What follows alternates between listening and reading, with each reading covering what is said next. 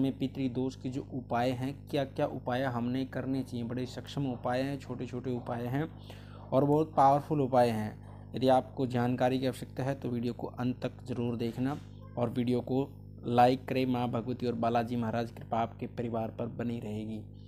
और जो बच्चे ऑनलाइन पूछा लेना चाहते हैं वो दरबार के व्हाट्सएप नंबर पर संपर्क कर सकते हैं। पितृदोष के उपाय कौन से होते हैं। सबसे पहले हमने पितृदोष के उपाय कैसे क्या क्या करने चाहिए मैंने कारण और लक्षण बता दिए थे। यदि आपके पास पितृदोष के ये लक्षण है तो पितृदोष आपके घर में है तो आपने उपाय करने की आवश्यकता है।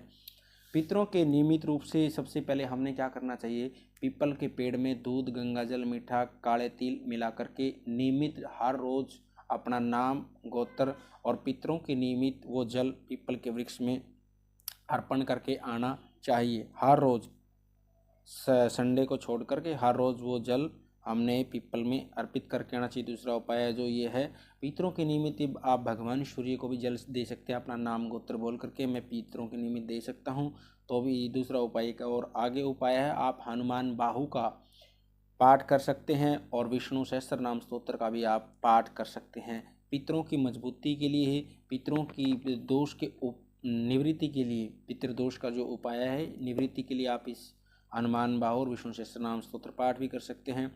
और श्रीमद् भागवत का मूल पाठ या फिर पितृ गायत्री का अनुष्ठान भी आप पितरों की मोक्ष की प्राप्ति के लिए आप करवा सकते हैं।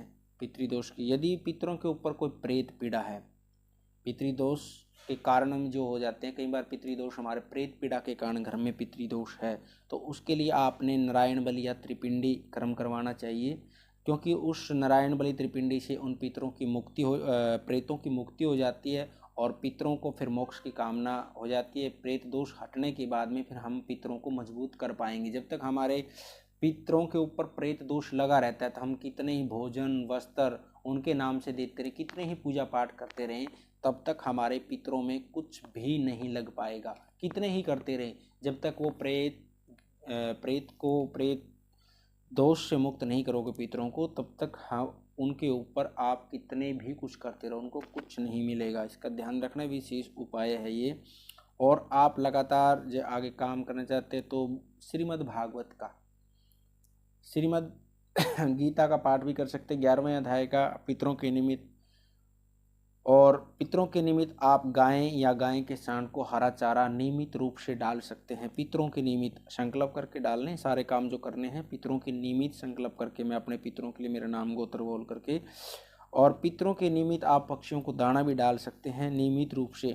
और पितरों के निमित्त आपने अमावस्या के दिन ब्राह्मण को भोजन अवश्य कराना चाहिए और पितरों के निमित्त वस्त्र, भोजन इत्यादि दान दक्षिणा देकर पितरों के मजबूती की मनोकामना के लिए ब्राह्मण से आशीर्वाद अवश्य लेना चाहिए। और पितरों के निमित्त यदि आप किसी तीर्थ स्थान पर जा रहे हैं तो पिंडदान, तर्पण आदि अवश्य करवा के आने चाहिए। किसी भी आप तीर्थ स्थल के ऊपर यदि लगातार आप जा रहे हैं, स्नान करने के लिए जा रहे हैं या आप किसी दर्शन करने के लिए जा रहे हैं, गंगा जी में जा रहे हैं, आप यमुना जी जा रहे हैं या अन्य रामेश्वर में जा रहे हैं, कहीं भी जो तीर्थ स्थान है, गया जी में जा रहे हैं, कुरुक्षेत्र में जा रहे हैं, तो अन्य जितने भी हमारे तीर्थ स्थान हैं पितरों के निमित्त, उनके ऊपर यदि आप जा रहे हो तो पितरों के निमित्त पिंडदान और तर्पण अवश्य कराएं। उनके करवाने से क्या ना, हमारे पितर मजबूत होते हैं, उनको बल मिलता है, ताकत मिलती है। जो हम पिंडदान और तर्पण देते हैं ना, तो वो आगे उनको मिलता है, उसी ही रूप में मिलता है और उतने ही फिर आगे हमारे पितर मजबूत हो जाते हैं। जिसके पितर मजबूत होते हैं ना, उसके घर में कभी भी नेगेटिविटी प्रवेश नहीं कर सकती। और जिसके पितर कमज़ोर होते हैं उसके घर में हमेशा कलेश झगड़े, सारे मैंने आपको कारण लक्षण पहले वीडियो में बता चुका हूँ इन चीज़ों के लिए।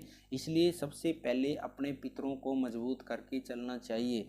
और साधना करते हैं हम अन्य किसी भी देवी देवताओं की, तो भी हमारे ऊपर कृपा नहीं हो पाती यदि घर के अंदर पितृदोष है तो। और पितृदोष के लिए आप किसी भी तीर्थ स्थल के ऊपर पीपल का या बड़ का वृक्ष लगवा सकते हैं। पितरों की मोक्ष की प्राप्ति के लिए पीपल या बड़ का वृक्ष किसी भी तीर्थ स्थल के ऊपर लगवा सकते हैं।